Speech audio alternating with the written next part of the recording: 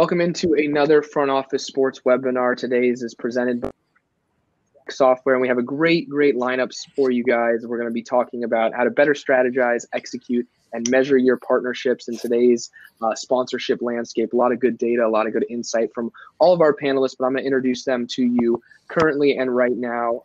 Joining us from Tigress Sponsorship and Marketing, we're going to have Kelly Baird, who's a VP of Operations and Client Services for their team. From CDW, we're going to have Dan Frystack, who's a Senior Manager of Brand and Sponsorship. And then from Track, we're going to have Cameron Oliver, who's their CMO at Track. He's also filling in for his CEO, who unfortunately couldn't make it to the webinar this afternoon. Ended up running into some Wi-Fi problems, but happy to have him. So I'm going to let you guys introduce yourselves, and then we'll jump right in. Kelly, please feel free to get started. Yeah, definitely. Thank you, Adam. Good to be here. I'm Kelly Baird with Tigress Sponsorship and Marketing. I've been with Tigress about 10 total years across 2 different career stints. Responsible for helping oversee strategy at Tigress, as well as providing strategic oversight on the execution side across our entire client portfolio.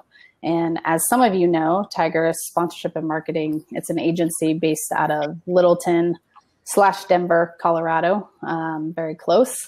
And we do anything and everything sponsorship related. So negotiate partnerships, manage existing sponsorships, discover new opportunities, activate sponsorships, as well as a large part of our business is providing the tools and process necessary for measuring that return on investment for those sponsorships. So I will gladly hand it over to Dan. Thanks, Kelly. Dan Frysack with CDW. I'm Senior Manager of Brand and Sponsorship for CDW, focusing on our sponsorship portfolio underneath the broader brand umbrella.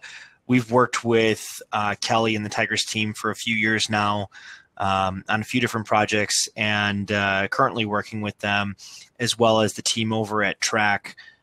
Both of them very focused in different parts of our business, but all working together to help us really understand the impact of what we're doing, help us make better decisions around our sponsorship portfolio, and negotiate better deals. And I think we're going to get a little bit deeper into that. I think we'll probably have Chip introduce himself, and I can get maybe going a little bit after that.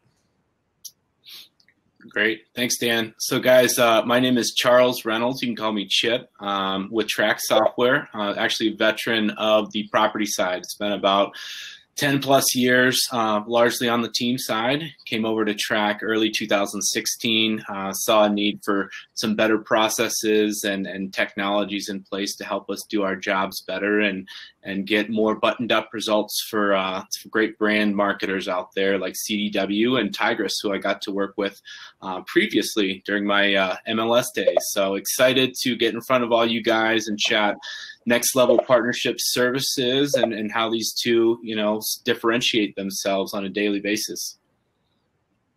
Awesome. Well, appreciate you all joining us in. And I think, Dan, the easiest way to set the stage here for everything that we're going to talk to is from a CDW perspective, is really kind of walking us through what your sponsorship strategy looks like, what you guys are looking for, how you're activating, how you're measuring, and taking us through kind of that roadmap, especially in 2019, where we've seen a lot of these sponsorships and these proposals and these activations change from both a brand and a property standpoint about what each one is wanting and what each is delivering.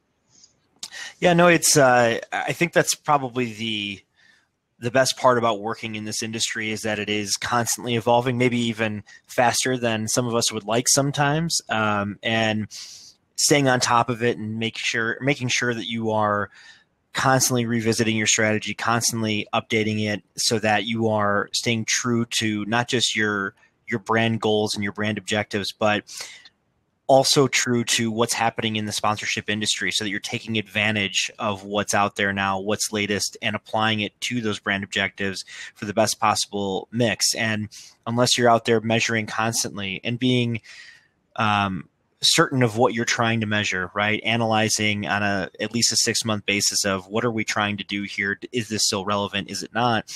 You're really, you're at risk of falling behind very quickly in this industry. And, from our end, while we have a lot of branches off this tree, and you guys are going to find very quickly, I use a lot of metaphors and I mix them all together in a lot of different ways. So just try and stay with me. What we try to do first and foremost in every decision that we make is demonstrate a relevance. So I make this joke all the time, and I apologize if any of you have heard me say this before, but we never want to be Bridgestone, the official tire of the NFL, because when I hear that, I say, what on God's green earth does that mean? Do they help ship the footballs, between the games? I don't know. And no disrespect to anybody who works for them or with them, but what we want to do, especially for a brand like CDW, where many people have heard of it, fewer know what it means. And outside of Chicago, our radius of awareness shrinks significantly, and outside of North America, to an even more insignificant amount. We really have to fight hard to stay relevant with what we're doing in these deals. And so, as a technology solutions and services provider, we fight to make sure that every deal that we have in place, primarily with the PGA Tour, our core sponsorship, but also with the various NFL deals that we have in place, and those beyond it, and we're providing a very specific service to these properties, that we are helping them solve a technology problem first and foremost, so that everything else in the deal that we're going to structure ultimately, whether it's hosting, whether it's branding, any form of media and beyond, that we have very specific stories that we're going to tell through those assets. So we're very rarely, I should say, just going to throw logos up on the side of a building or inside of a stadium or at a game contest, whatever. Our goal is really deeper than that. It's about custom storytelling, using the reach, using the tribal following of the various properties that we work with to tell that story, so that in as much as we can, we become endemic to the property and the industry that we're working within. We're never going to be Gatorade, right? We're never going to be Nike. But as technology becomes a bigger and more important part of the sports world in general, we're using our platform and our business relationships with these teams to tell that story and use it as a big shiny platform. But the only way that we can do it is through custom storytelling and leveraging the channels that properties have to get that custom storytelling out versus blitzing with logos and all that good stuff. And so what we work with Kelly and with Chip on is, how do you quantify that, right? Because those are big objectives. And I think they sound good in a 3-minute discussion like we're having right now. But when I have to get in front of our CFO or our heads of sales or people across the organization that maybe don't think of sponsorship as anything more than, oh yeah, the ticket guy, right? We got tickets and you do that. Explaining it to a room full of non-marketers is really what we work with Tigers and Track to help us do. Showing the value beyond the obvious, showing the value beyond taking a customer out for a beer and a hot dog and, whatever game you're going to. And so as things get more and more complicated, advanced in this world, in the ever-changing nature of it, more and more and more, it becomes important to be able to track exactly what you're doing and to be able to explain it to the room, no matter who is in that room, and what the requirements of you are, because they're going to be different depending on who you talk to. So that's the biggest fight. And so when we go back and we think about demonstrating relevance, right, our ultimate goal, it's really about tracking, how do we show that we have become more relevant as a result of this? Mm-hmm. Awesome. And from your standpoint, what metrics are you measuring for relevancy, and are you showing to your CFOs, and you mentioned your sales managers, to prove relevancy? And then from an agency side with Kelly and the tech slide from Charles's standpoint, how are you guys helping them surface those metrics or prove that the fact that these metrics are really making them more relevant? Yeah, I think I can talk at a high level, and then I'll hand it off to you guys to get into the down and dirty. But to me, it's about compiling various data points that are all going to serve to supplement one another. And a good example of this is, we track every single person that we will bring out to a hosting environment for any sponsorship related activation. So whether it's a suite or just a traditional game night, whatever, or 100-person outing at Wrigley Field, it doesn't matter. Whatever it is, we're going to host thousands of people every year, and we know every single person that is going to come out, and we track it to the level of who is the customer entity, what was their title, what sort of customer are they on the apron model, right? The acquisition, penetration, and on and so forth. We really drill down deep. Now, beyond that, we will track what was their revenue prior to CDW hosting them, what was their revenue after CDW hosted them. Now, that's good baseline information to have, but all it is one data point, because nobody in their right mind, unless they're more confident than I am in our ability to impact customers' buying behavior, is going to say, we hosted them here, they used to spend this, and now as a result of that, they spend this. That's just not reality. And it's dismissive of everybody else's efforts in the process. But what it is a data point. So then afterwards, we can go out and we could do surveying. We can ask our salespeople, we can ask our customers, what did you know about CDW before we hosted you? What do you know about us now? What did you think about us before? What do you think about us now? And we could start to understand the impact of those things. Then we can also take that information and ask ask our salespeople who are repping those customers, where do they fall on the apron model prior to them coming out, and where do they fall in there now? Right? So do we change the behavior of this customer over time? And so what you're doing is you're collecting a series of data points that all added up together, end up creating this sort of collage, right, that you can then be able to draw your insights from. So it's not just a couple of random data points, but rather a collection of big data that you can take a step back from and say, here's the impact that we're actually having by drawing some corollaries and lines throughout the data. So that's just one example on the hosting side. We do a whole heck of a lot more on the more traditional brand and media side too. And we make sure that it all fits together so that we're telling a holistic story, so that, to your point, when we get asked questions, no matter which corner office it is in this building, I'm going to have the ability to go back to them and with not just data, but insights related to the data based on how the data compounds and reacts to one another. So Kelly obviously helps us a lot. Thankfully, everything I'm saying there is something that it's more like I take all the data and throw it over the wall to them and say, help me make this make sense and fit together, or if not, tell me why. And I don't know. She could better explain. It's the LeBron James alley-oop to Dwayne Wade, or the other way around. Dwayne Wade alley-oop to LeBron James. That's what it is. Yeah, definitely. And Dan, that's a good segue. So Tigris's joyful role, and we've had the pleasure of working with CDW for about 5 years, and specifically with Dan. And whenever we get requests, we always laugh in a good manner, Dan. But start to think through, okay, how do we operationalize what Dan's great vision is behind what we need to do? So I love all the obvious lies in your comments. Great vision. Sure, we'll call it that. No, it's how do we accomplish what CDW needs to be accomplished? So I remember we had Dan back at the Tigris office, and Dan was saying, we have all this information. We're tracking this information across, 5 key areas, different KPIs.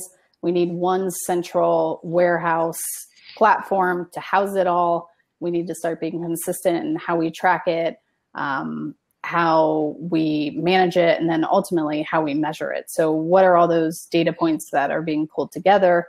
How do we put it in a consistent model that really can be applied across all of CDW's sponsorship portfolio, so that when he is sitting in front of leadership or different partners, he has the ability to plug and play the pieces he needs to be able to make decisions and really report back on that performance. So we have been working with Track, and you'll hear from Chip here in a little bit. But as our inventory management platform software to really start housing all of the sponsorship information that Dan and his team have already, but start housing it in a consistent manner, building out the system to really have every single sponsorship on the portfolio in there, So at any point, Dan and his team can get in, as well as other stakeholders. CDW works across a number of different internal and external agencies, and they all have a different role to play, whether that's creative, that's the brand team needing to make sure stuff is updated on their sponsorships. That's with working with the different teams and the different properties to ensure that the assets that are in the contracts are being delivered on, that CDW is hitting the creative deadlines to actually deliver on those assets. And then the last part is getting that performance data back into the system so that we can use it with Dan and his team to develop what does that measurement model look like. Chip, I don't know if you want to jump in and give a little more on the track side, and then I can add some more color commentary around there. Absolutely. Thanks, Kelly. So stepping back, in terms of my background and just spanning the wide array of sports properties, essentially when you're looking for sponsors, you're trying to understand their needs, their pains, whether it be the agencies, the brands themselves, while catering to, your bottom line initiatives. Ultimately, and as sponsorship marketers, you're helping, fund player salaries and general operations. So, but you've got to think about your clients, but obviously your employers as well. And, part of the struggle that I saw in the space at our back end group, which actually was on the brand and agency side in the college space, was that we saw a need for better systems in place. Having a host of Excel spreadsheets and systems that didn't speak to each other, whether it be, bloated email inboxes or, lack of connecting systems. We saw this being a big issue. It's prone for error, essentially. If you've got all these different ways to do things and you're trying to get to a Dan and say, hey, listen, we hit on every initiative that we set out to hit on when we sat down, to start this contract out in terms of objectives. It's a really hard conversation to have. If your only data sources are, your fan attendance numbers and whatever else you might get from your digital team or, Twitter, Facebook, what have you, this is a tough conversation to have, and there can be a lot of surprises along the way. So we saw a need for a better way for everybody to collaborate together, to really understand, needs and connecting systems and APIs. Dan mentioned a great partnership that they have and they're working on in executing with Ticket Manager and ticket utilization numbers and who's coming and what the effect of, their presence at this game is. So, these are some key points that we set out to solve to really become the digital hub of all the work that gets done. So the story, not only the work, but the story that goes to, sitting down come that renewal time when it's time to go over your recaps and your measurement stats. So essentially that's what we've done in helping facilitate between these parties and others like them. Yeah, and I'll just add just a little bit of color really quickly, because I think that one thing I don't want to get lost here is the malleability of the system that we work through on track is really what attracted us to it in the first place. I am, as I think Kelly was euphemistically stating there, super annoying to work with, and that I am all about customization and saying, no, I don't want to make our stuff fit for that. I want you guys to make it fit for what we need. Because I always think about it in terms of the conversations that I need to have and the decisions that we need to make and have justified. And I know that nobody else is going to care internally or externally that, the system couldn't quite do that for us, so we're doing this instead. Nobody wants to hear that, right? It's all about the sausage, not how it's made. And so one of the things that, there's another metaphor for you. So for me, it was about coming in and saying, well, we have all this great ticket information, right? We have all this great brand tracking information. We work with great partners like, for example, the Chicago Bears, who will give us all the data in the world, right? Here were your total impressions. Here was your reach. Here was your time on site. Here was blah, blah, blah, right? Everything. how do we take all of that and fit it together in one system so that we can understand the impact of it all together, not in a vacuum, one or the other, but rather house it somewhere where we can then, again, take all of the data and draw insights from it. And you can't do that, as Chip said, through a series of spreadsheets and just trying to mail merge the stuff together, right? You need to be able to have it in a single source and make it easily sortable and easily findable and easily reportable and all other sorts of ables, right? So that we can tell that intelligence story and make it all kind of fit together. And what we were finding is not only do not that many systems exist that can do a fraction of it, certainly none really existed that were going to be customizable enough for us to do all of it. Mm-hmm. And so as we kept going down this path, and it took months and months of convincing for me to feel comfortable moving ahead on it. But once Kelly kind of finally beat me into submission on it, we've been really happy with the direction that we've been going. And again, having a single source of truth, as we like to call it here, it's rarer a find than you would probably expect. And with my, again, incessantly annoying customization nature, it's been really helpful for us. So Kelly, I'm sorry if I cut you off there, but I didn't want to bury that lead, which was the single biggest reason that we kind of moved forward on this. Yeah, no, Dan, that's great. And it's a good reminder, because I think for agencies that are on, a lot of times we are collecting all that different information, and we're doing things behind the scenes to pull it all together into this model that then we can present to clients, and clients can use it. What's unique and what is added to our ability as an agency and providing value for our clients is having a system like Track, so that now when we go to provide that analysis that Dan's talking about, tied to all the data is sitting in the infrastructure we've developed on Track. So it's one housing location. We're not scrambling to find the data. We're more efficient. We've already done the legwork across multiple different internal and external stakeholders along the way. So it becomes more real time to then provide this analysis on an ongoing basis, and does automate the process a little bit. Now, I will say no system is going to be, 100% automated.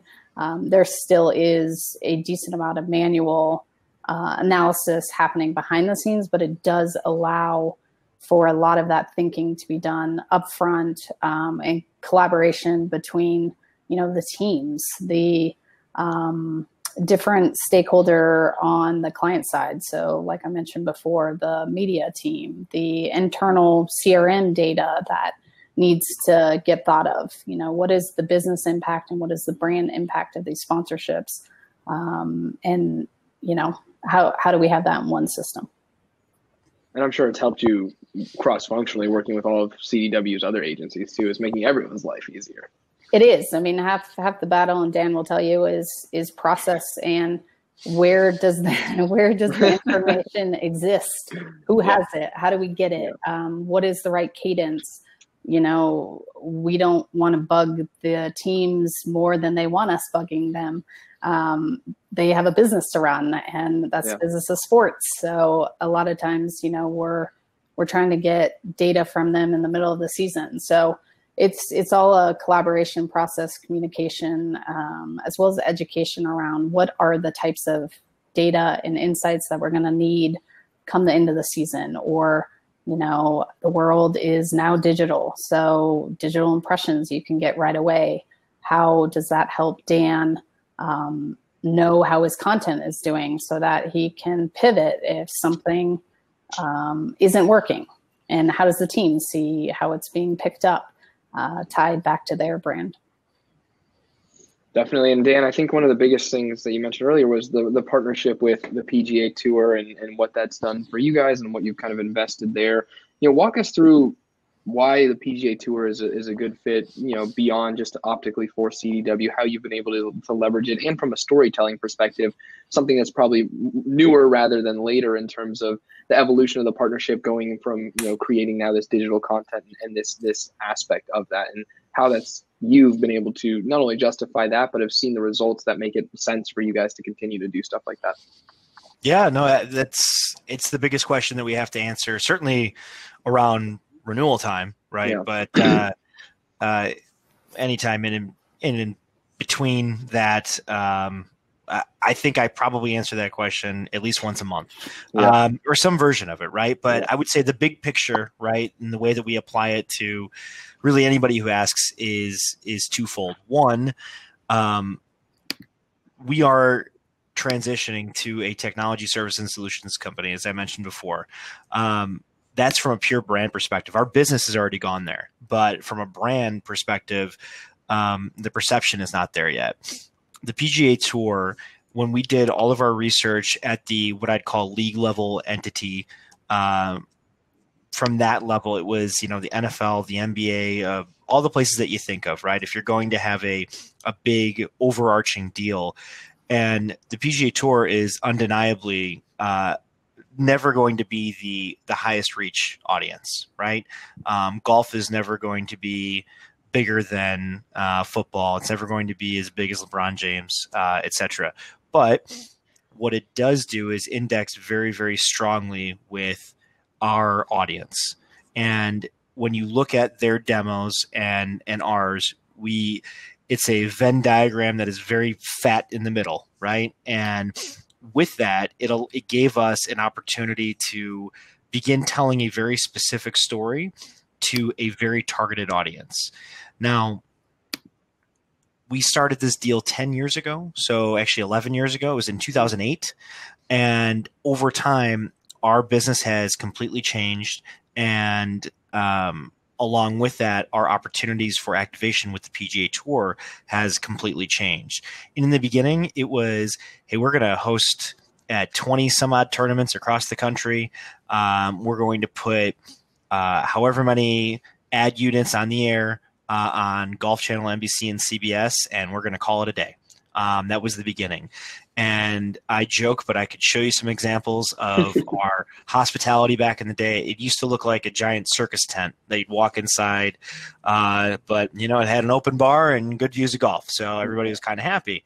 And what we've done to transition, so this is kind of going into the second part, right? So the first part is just the demographic alignment and the audience alignment. It's unmatched for us, but the transition over time has been it's been dramatic. So now when you go to our hospitality, we have completely outfitted it with technology, with content, with imagery that really creates what we like to call a business environment. So if you want to be able to have meaningful conversation about your customers' intentions and business objectives, you need to put together an environment that people are going to feel ready to have that kind of discussion within.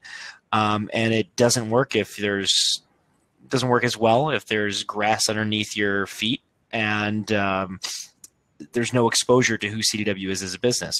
So we've completely changed the environment in which we host people so that it's very focused on CDW as a technology provider, and more importantly, CDW as a technology provider to the PGA Tour.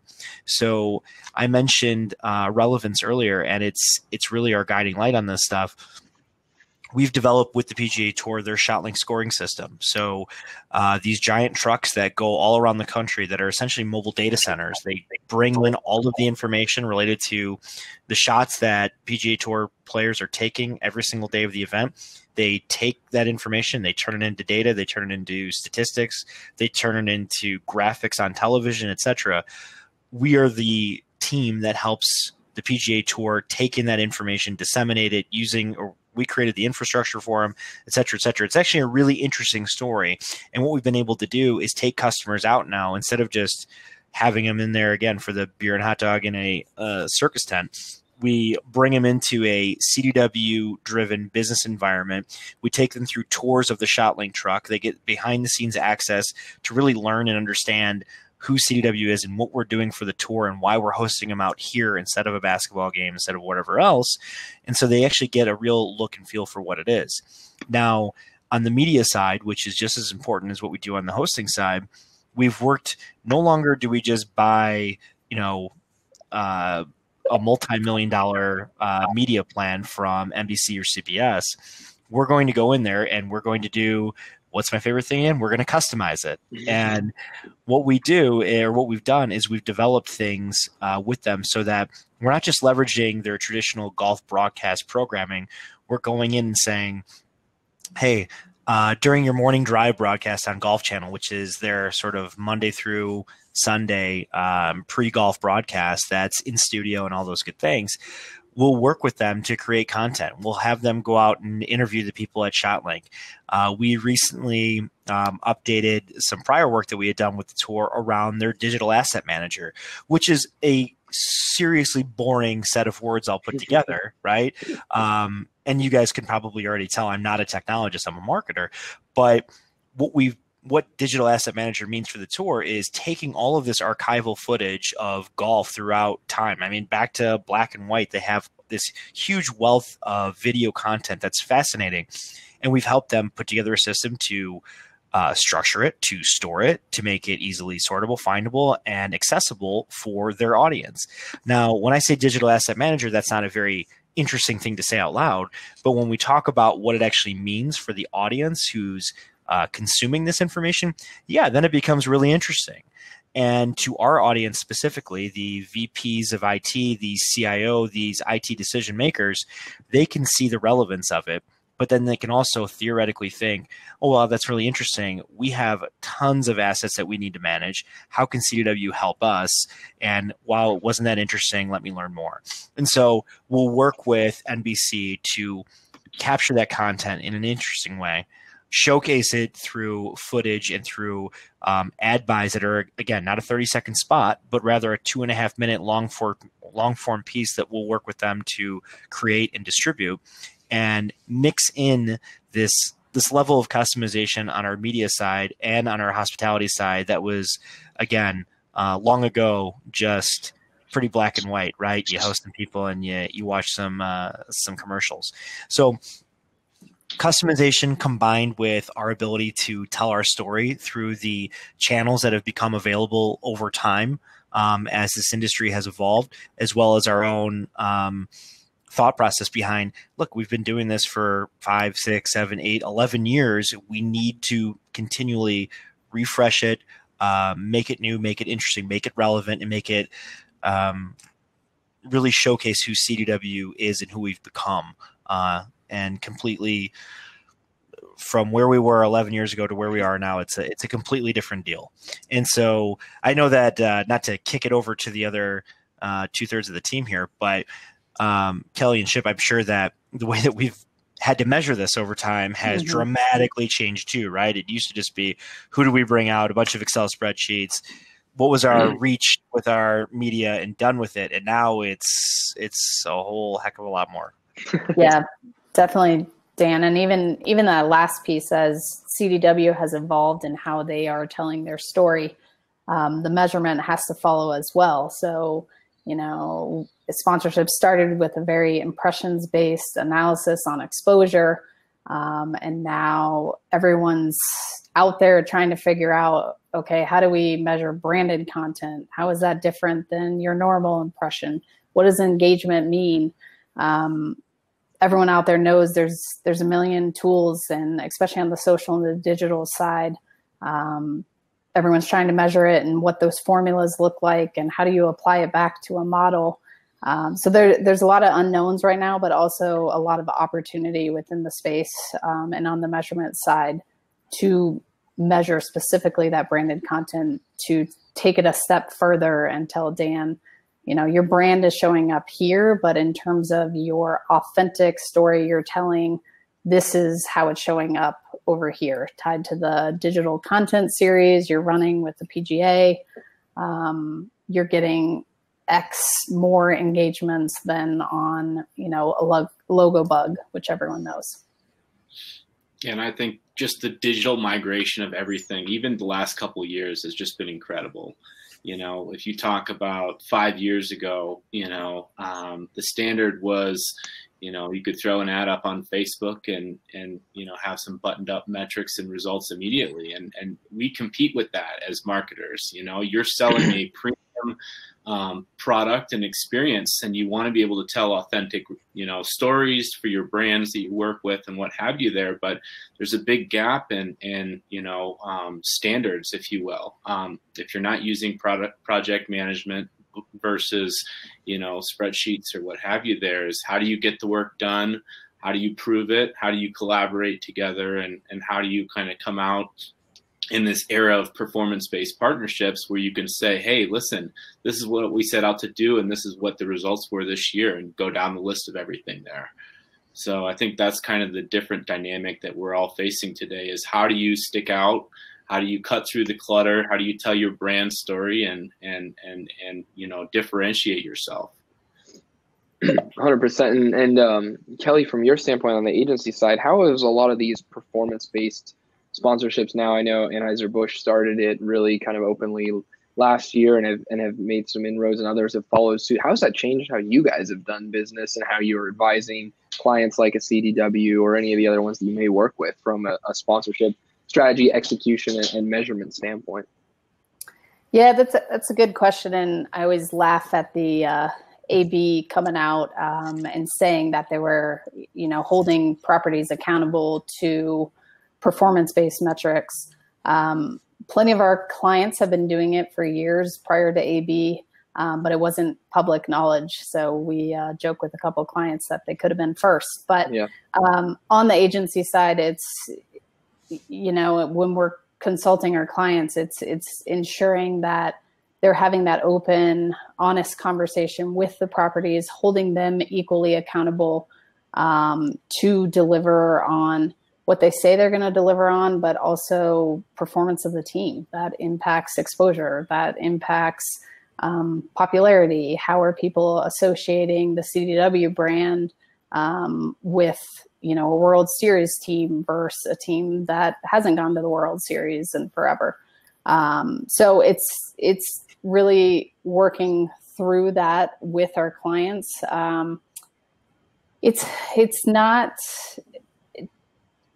So it's working through that with our clients and on the property, holding them accountable in the contracts. But the next layer to that is working directly with properties and with our clients to measure pieces that sponsorship can actually impact. So it's doing primary market research with the properties to evaluate on the brand awareness side. What are some of the metrics on, brand visibility, brand affinity that teams can help impact by how they deliver on their assets on behalf of a client? So it's opening up those discussions, and properties are getting more comfortable. They're doing some of their own market research. Agencies are obviously, like Tigris, continue to do our own market research on behalf of the clients. But it's feeling open and free to be able to discuss, look, CDW's brand awareness on this is XYZ and we need to get it up. So how do we work together to change what this digital content series is? It's people aren't recognizing that it's CDW. Can we do another opening interstitial so that you're actually recognizing it's CDW? So it's providing just more conversation and transparency across, I would say, teams and the brand side. Yeah, and I would just supplement really quick that I'm of two minds about it. One, I mean, I totally get it, and I think that while some brands have done it with some scale, AB it's sort of its own unique beast, right? They probably have dozens and dozens and dozens of properties and are able to wield a financial might that not everybody, I think, can go in there and maybe set the same guidelines forth and expect to have as smooth a sailing of a negotiation. But it's really applying a media model to sponsorship, right? I mean, that's any media deal that you guys do, and I'm sure many of you are familiar with them. They all have guaranteed minimums, right, around reach, impressions, whatever else. I think sponsorship, to Kelly, to your point, it's a little bit harder. You need to do more work up front because it's not, most media is designed for a certain amount of reach and a certain demo, right? Whereas, not to be overly reductive, but that's generally speaking what you're efforting toward. Sponsorship are their own, each deal are their own little mini marketing plans. There are so many different assets that go into it with so many different objectives that I think it's hard a lot of times, or it would be hard for me on the deals that we do to assign a lot of specific numeric value to these broader concepts where I'm going to be doing a lot of the research up front to determine whether I think this is an appropriate path forward. So for those of you that have worked with me on any deal, it takes us a long time to get to the finish line because we're doing a lot of work. We're doing a lot of recon and research up front to say, is this the right audience? If it is the right audience, what's the best way to reach them? And then I look at these things as partnerships. And if we get to a place where a deal gets done, a lot of times it's something that's going to be somewhat malleable, where if we don't feel we're reaching our, whether it's brand social tracking, right, objectives on a deal based on a social media component of it, well, to me, it's a point that we need to take up with the property and say, look, we're in a multi-year deal, or if we want to do another deal after this year, we need to figure this out together and get to a finish line. Because I've made the decision up front that I think that this is the proper approach and this is the right property to partner with. And I wouldn't presume, unless it was very specifically something media oriented, to say that it's fully on the property to deliver against certain incentive-based tracking that I believe I'm also responsible for. So again, I don't mean to get too kludgy with the answer. It's just that these things are, to me, very there's too many pieces that need to fit together to make it work, and a lot of which are reliant on things that the property cannot control, that I don't know that I'd want to, again, unless it was media focused, have very specific incentive-based tracking on it, but rather I trust in the relationship that we have together to work towards a mutually agreeable outcome if feel like we're being under-delivered against anything within it. And Dan brought up a lot of good points with that, guys. We were just out at National Sports Forum and saw Nick Kelly from AB get up and scare a lot of property folks when he started talking about this new model here. And honestly, from our perspective, it really breeds the fact that there needs to be better collaboration between departments. Can't be a sales guy who's disconnected from the activator, who's disconnected from the marketing team. Everyone needs to be able to work together to come up with creative solutions that will actually resonate and hit on the appropriate metrics. Because I think, regardless of whether your brand has the sway that an AB does, performance is here to stay. Collaboration, transparency are here to stay. So those are some key themes that I would just add to that.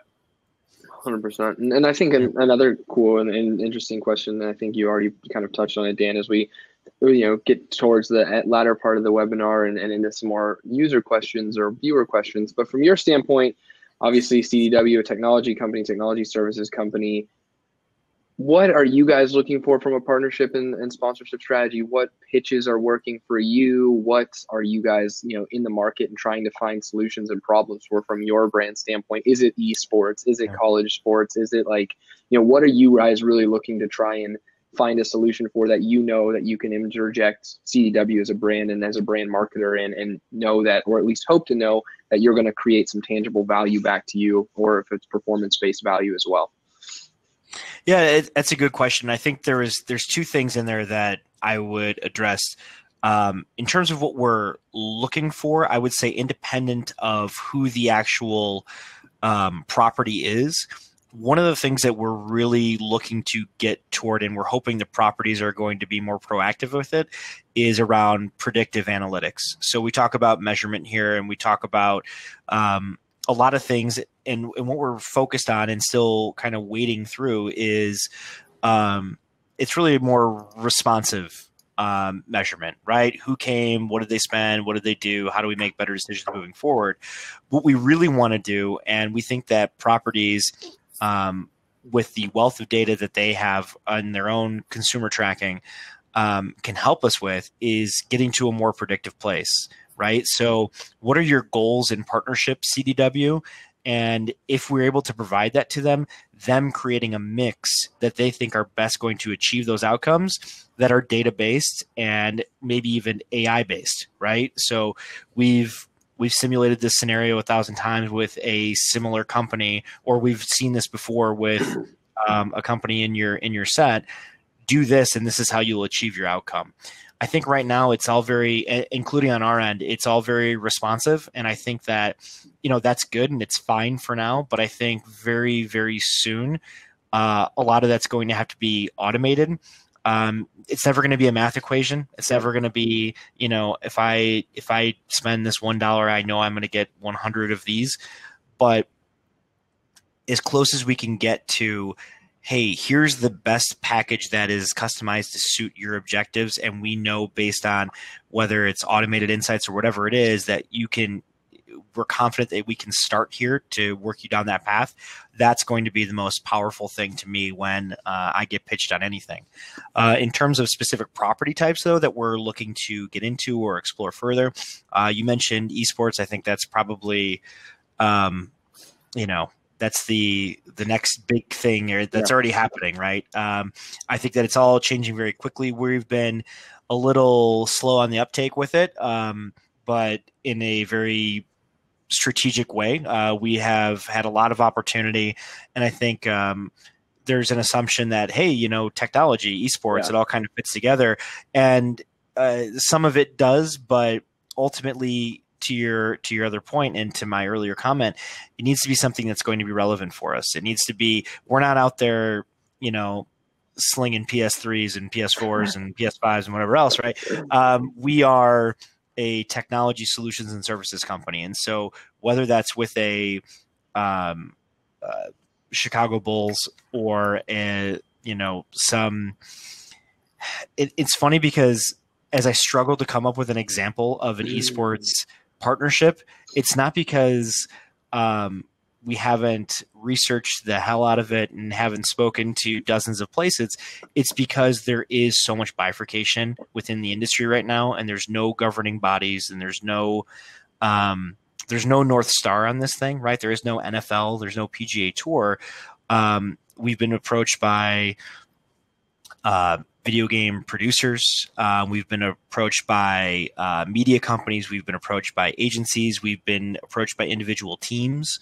And we've had a lot of good conversations. But for us, as it relates to whether it's esports or any other sort of, we'll just say, emerging market related to or challenging of the traditional sports or entertainment model, it's are we going to be able to display a relevance, and are we going to be able to do it through channels that, going back to the evolution of the PGA Tour relationship, that are going to provide us the proper amount of reach to the proper audience. Because one thing that AB has, for example, that a CDW doesn't, is people who care about learning about us. I know that sounds defeatist or negative, but the reality is nobody's going on the CDW Twitter feed every day to find out what's the latest at CDW, right? Because we're a B2B technology solutions and services provider. That's not going to jump off the map of somebody saying, I got to know what's going on. So we rely very heavily on our partnerships reach and our partnerships tribal following, right, to be able to get our message out. So when it comes to some of the newer and up and coming things, we are a little bit more, again, I use the term slow on the uptake, but really it's done strategically. So it doesn't always fit us up front, because we need to make sure that whatever investment we make is going to be able to reach the right audience and through a myriad of channels that allow us to tell that customized story. And some of these opportunities just aren't quite there yet. Yeah. I mean, look, from an esports perspective, B2B might not be the best way. It's tough right now. I mean, we've had some really positive conversations with a lot of, there's a lot of traditional properties that are getting into the esports space across, the NBA 2K League, or even Turner Sports, right, who has their own model. So there are different opportunities that have become interesting, and you could almost apply a traditional sort of model or traditional to CDW to a new platform, which becomes a little bit more interesting, more exciting. Yeah. But Yeah, it still needs to cover the nuts and bolts that we have for any deal before we would just jump into something new or different for the sake of 100%. it. Yep. Cool. And I want to jump into some audience questions. I'm going to start off with Charles, who asked a couple, but I'm going to go down to that. Emerging technologies, software as a service or otherwise, do you think will have or are having the most impact in the management of sponsorship deal flow from initiation to closing to activation between properties and brands? Kelly, I'm sure you probably can shed some light on that, just because from an agency standpoint, you're probably dealing with a lot of these technologies, or, in this case, dealing with Track, but other ones you've probably seen it come across your desk. Yeah, I definitely think that is a lot of the noise in the industry in a good way, because technology is making us all more efficient, and time is money, no matter if you're an agency, a brand, platform provider. Everyone's looking for the next best thing to do our job more efficiently, quicker, as well as this whole world behind real-time data. And what does that look like? How do you use it? I think right now on the agency side, the hard part is trying to assess all the different options out there and what are the different platforms that have it all. And they're, will never be. So it comes down to how well do they talk to each other? How well, are there open APIs to where we're dealing with this with Track right now, and between Ticket Manager, are there things we can automate? Like Dan and his team are looking at ticket utilization. Can some of that automatically be pulled over into the Track system? So it's not a manual process. So I think it's an evolving process as we all try to figure out what are the tools each of us are using. And then, right, it's different between clients as well. So different clients have their tools that they use and their systems that, do or don't talk to each other. So on the agency side, it is a lot of assessment. So I think that's taking up more of the space right now than helping get to that, quicker close and execution process. But I do believe we'll get there, and we all need technology to get there. Yeah. And then from a tech standpoint, Charles, on your side, what are these teams, these brands, these agencies that are coming for you for? Like, what problems are you trying to solve, or what are they looking for you to solve? Absolutely. So from the tech side, and Kelly touched on a lot of key points here, is how can you connect systems? You really can't be everything to everybody. Some folks have tried, and honestly, people get lost quickly, right? So, I think the key is just understanding the pains. Have you been there? Do you have something that's niche enough to be able to handle, the kind of daily activities that Dan's and Kelly's out there are faced with on a daily basis? We use Slack, we use Asana to keep up ourselves, but we also have learned that, hey, these tools aren't quite enough to be able to collaborate with our clients and their agencies that they work with, and, the ops department at the team that needs to know what's going on a game day. So these were pains that we put into trying to really find something that was going to be easy enough to pick up and really could connect the dots between everybody. And then we could be agile in terms of what's next from there, whether it be an integration with a ticket manager or, any host of these data companies out there.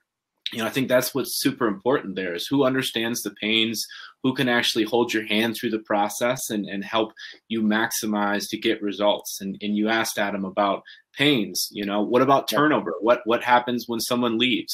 Whether it be a new contact internally, whether it be a new client, how do you deal with that?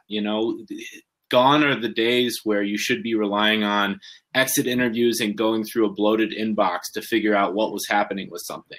I can tell you, if you're doing that right now, you're missing out.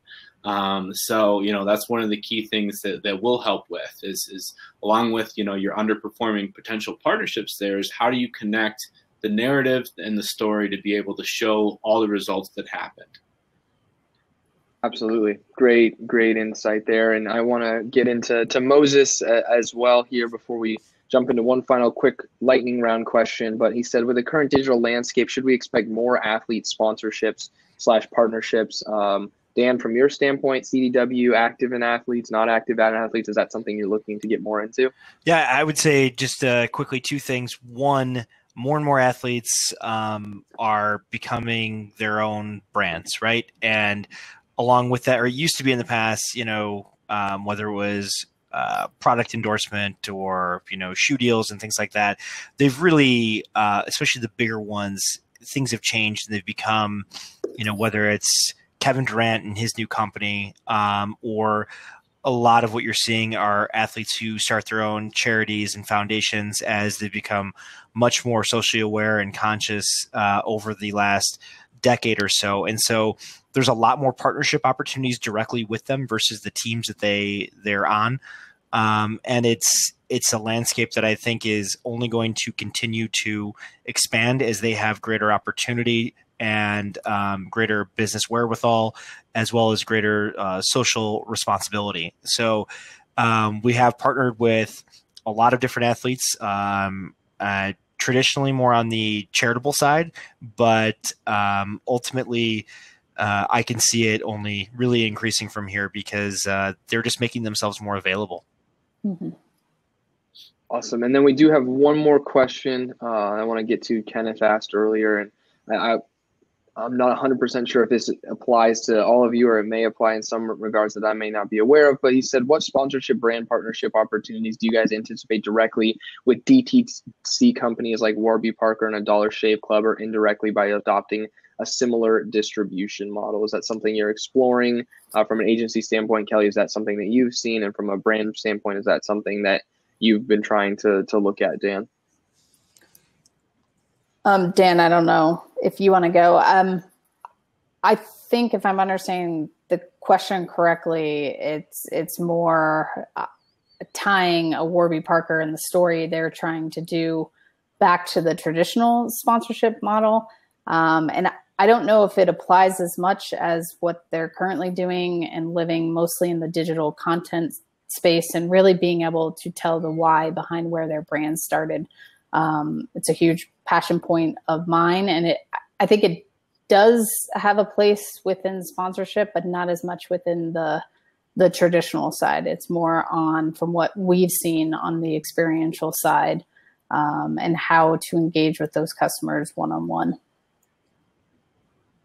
Yeah, and awesome. I think that from my perspective, that's a little outside of the CDW approach or something that really applies to us, but just from a broader industry take, I see much more alignment with a traditional product marketing launch, I should say, than I do any traditional sponsorship efforts. And again, it probably makes more sense with that model where you're trying to become new, exciting very quickly to a very specific amount of people, whereas sponsorship is a little bit more. I think that there's some similarities in that a lot of times people do sponsorships when they're trying to either launch in a new region or rebrand in some capacity, and you kind of want to do it in a big and special way, but it's typically tied to a lot more specific customer outcomes that you're trying to drive in specific geographies. Whereas, something like the Dollar Shave Club, you're trying to shotgun blast on a product launch and you're trying to reach a new audience, but in a much different way. So I don't know. I don't know if you guys have seen different things, but to me, it's a different kind of muscle that you're trying to exercise than one inside sponsorship. But I could be, and again, that's just my own perspective. And I think the lines are really blurring today, right? And this question goes with the last question from Moses too. It's integration, influencers. Athletes are certainly influencers. If you look at their social followings, the voice that they're using out there, the brands that they represent, either authentically, and maybe it's not a sponsorship or it's a paid partnership. I think that's going to really be key. And we've all got to stay on our toes when it comes down to it. But the fundamentals are really the same. It's what are your goals? What are the steps to get there? And then how do you do it? So absolutely, it's bullish on DTC or, athlete sponsorships in general, I think. But again, it's a blurred blurred space. And you're seeing some cottage industry formation around that too, right? With places like Open Doors or other conduits directly to these athletes. So whether it's to support a sponsorship endeavor or a product launch or anything in between, you can partner directly with an athlete, or you can partner with these groups. They're going to give you that one single touch point access to an athlete that you would not have had in the past as well. So it's all coming out there, man. 100%. Well, we have, as we always say, it's time flies when you're having fun. We've reached the end of our hour. And so I do really want to thank everyone who joined us. I also want to make sure we're thanking Kelly and Dan. I know it's a busy time of the year for most at the beginning of this second quarter here. So appreciate you guys joining us, and Charles for standing in for your guys as CEO and making sure that we kept everything running right along. For those who are still in attendance, Track is offering a really cool opportunity, a 14-day free trial of their software, plus a 25% discount if you decide to buy software from up to 30 days from the webinar date. I'm going to send that to you right now. So if you have the opportunity, you can click on the Learn More thing that you see at the top of your screen right now, and that's the offer from Track that you can go to and check out. And then for everyone else, again, thanks again for joining us, Dan. Thanks for having us. Charles, thanks for being here. And Kelly, thanks for joining us, even though you were displaced by a gas leak. Big deal. Thanks, everybody. Awesome, Appreciate it. Appreciate you guys. Thank you, guys. See you soon. Bye.